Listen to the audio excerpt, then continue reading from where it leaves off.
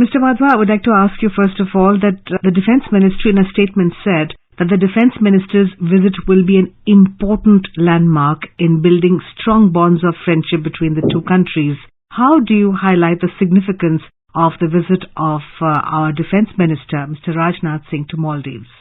So this 3-day visit by the Defence Minister to Maldives is extremely significant not only for India and Maldives relationship but also for the region as a whole, because during this visit he is supposed to hold bilateral talks not only with his counterpart Maria Ahmed Didi and also the Minister of Foreign Affairs Abdullah Shahid. He is also calling on the Maldivian President Ibrahim Mohammed Solih. And in this visit, the entire gamut of our bilateral defense relationship will be reviewed during these deliberations.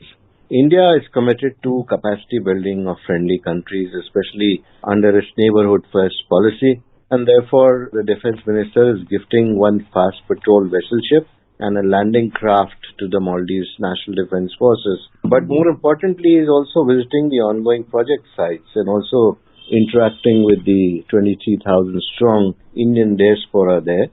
Now, both India and Maldives have in recent years worked very closely to effectively address the shared challenges that they have.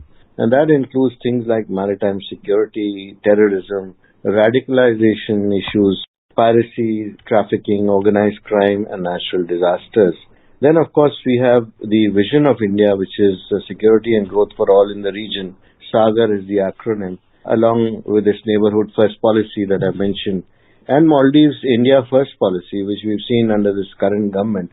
So we'll seek to work together to jointly develop our capabilities within the Indian Ocean region. And that is why this visit is of added significance. Mr. Wadhwa, you've given us a nice overview of the Defence Minister's visit. To think that Maldives' proximity to the west coast of India, which is about barely 70 nautical miles away from Minicoy and 300 nautical miles away from India's west coast, as you said, neighborhood first policy can be an advantage to both the countries.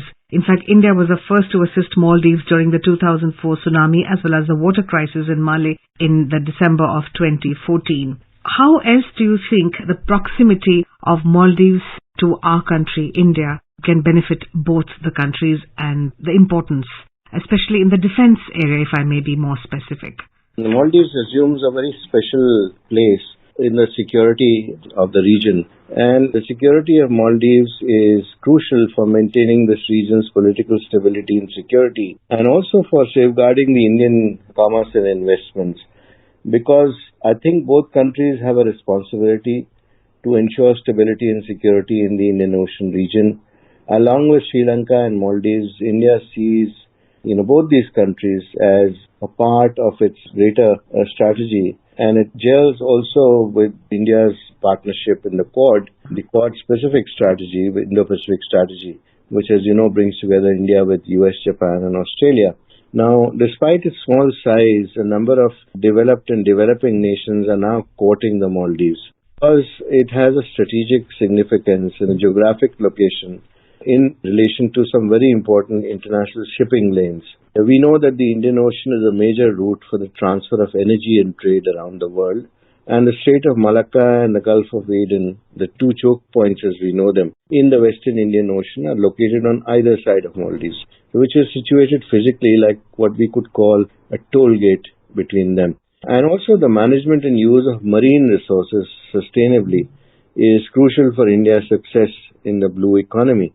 So it's important that we have a supportive government and a stable government in Maldives with whom we can do business and which does not bring about influences which are inimical to these interests. And is that the reason why precisely we have gifted one fast petrol vessel ship and a landing aircraft to the Maldives National Defence Forces? Yes, so this development is of course part of an ongoing strategy that India has vis-a-vis Maldives. And this strategy is aimed at making sure that there is stability in the Maldives, that they are not threatened by hostile neighborhood.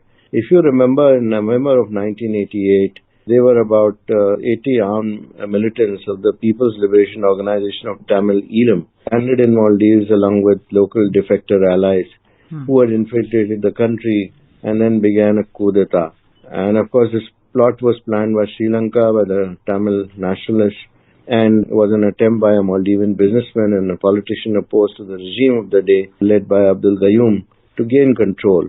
So the coup was a result of the spillover from the civil war happening in Sri Lanka. But India very effectively intervened even after the insurgents took control of the airport in Malé. And because Gayoom, who fled, asked for military aid from India on the 3rd of November. So India has responded by sending 1,600 troops in a military operation. If you remember, it was codenamed Operation Cactus. Within 12 hours of the request, the coup attempt was squashed and full control was obtained within the country. And India's intervention was also endorsed by other nations such as the US, the Soviet Union, United Kingdom, and its neighbors Nepal and Bangladesh. So we've always had the security of Maldives as paramount.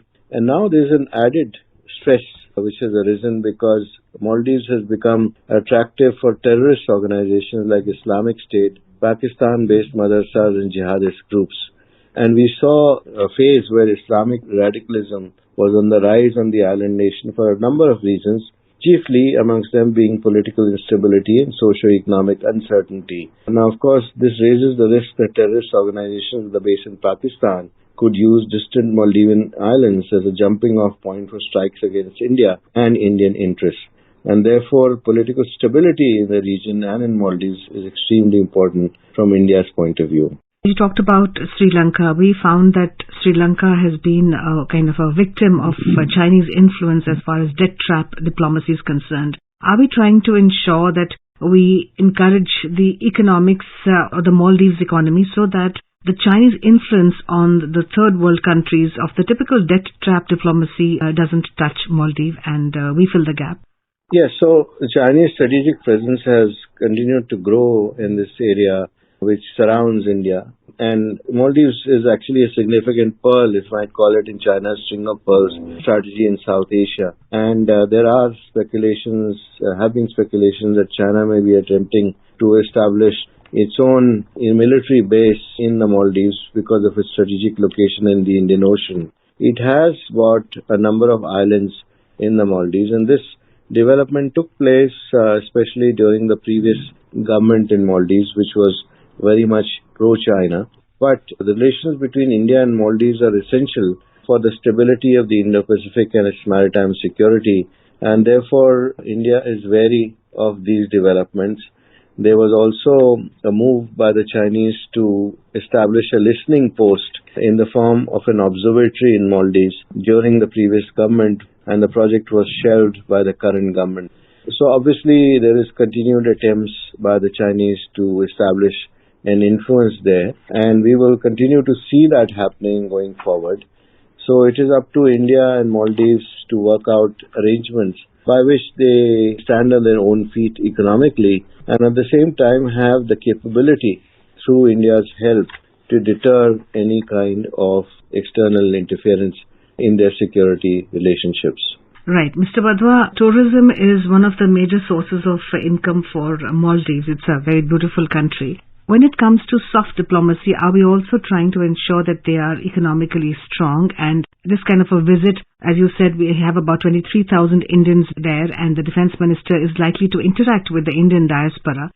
This also becomes a medium of cultural exchange. Now, when that happens, as you said, we would like to have Maldives on its own feet. Does that also help us? Yes, the diaspora is a very important link, and 23,000 strong Indian diaspora in Maldives is extremely important given the small population of the island nation. And of course, during all the visits that have taken place from India, the ministerial visits especially, we have always stressed the fact that we have invested in each other's prosperity, and there the diaspora is going to play a very, very important role. It is good that the tourism between India and Maldives has grown tremendously. And we have seen that especially after the pandemic and even during the pandemic, we had bubbles which were established with Maldives where the main tourists were mainly Indians, which kept on propping up the Maldivian economy, which is heavily dependent on tourism. So there is this cultural connect between Maldives and the southern Indian states, especially Kerala, for instance. And that connect needs to be nurtured and also advanced in the future. This will keep away any kind of external influence in the internal affairs of Maldives, which is inimical to this relationship. So Maldives is one of the biggest beneficiaries of India's neighborhood first policy. In fact, the Honorable Prime Minister, Mr. Modi, when he made his overseas trip, it was Maldives which was the first country which he visited after he got into the second term. Last year, PM Modi and Soli kick-started the India-funded Greater Malay Connectivity Project, GMCP, largest infrastructure initiative in Maldives. How are these investments helping in Maldives gaining confidence? As earlier it was strained in the pro-China regime of former Maldives Prime Minister. Yes, so I think economic assistance to Maldives is very much an important factor in this relationship today. As you know, during the previous regime, there was a big debt which was owed to China because of the reckless policies of the previous government, which gave in to the opaque projects which were put forward by the Chinese government at that point in time. And then we saw a situation in Maldives where the new government was faced with paying for this debt at the cost of any kind of development in the island country. Fortunately, India stepped forward and through its grants and also its loans to Maldives has bailed the country out. Maldives is doing pretty well at the moment because of this input, and at the same time it requires important infrastructure and connectivity projects. So the Greater Malay Connectivity Project is a part of that strategy to connect the three major islands, which will bring about connectivity and economic prosperity to the island nation. It will lead also to an increase in tourism, and in terms of employment, it will become an important factor going forward. We will need similar projects in the future. This is not the end of it. And when Prime Minister Modi visited in 2019, after taking over the reins of government for his second consecutive term, then we saw a similar kind of bent as far as Maldives is concerned, where both countries committed themselves to working closely with each other in terms of capacity building in Maldives and making sure that the goodwill which is reflected today in this relationship is maintained going forward. And let's not forget that through the years, India has been a major provider of disaster relief assistance to the Maldives. So whether it is a tsunami or whether it is a water crisis or whether it is a crisis where foodstuffs or medicines have to be delivered, the government of India has always come forward with financial help and help in terms of the difficulties that Maldives has faced from time to time. Right, so we earnestly hope that our Defence Minister's visit to Maldives is yet another stepping stone for our greater, very robust foreign relations, which everybody the world over we've been appreciated for. Thank you very much, Mr. Wadhwa, for talking to us. Thank you.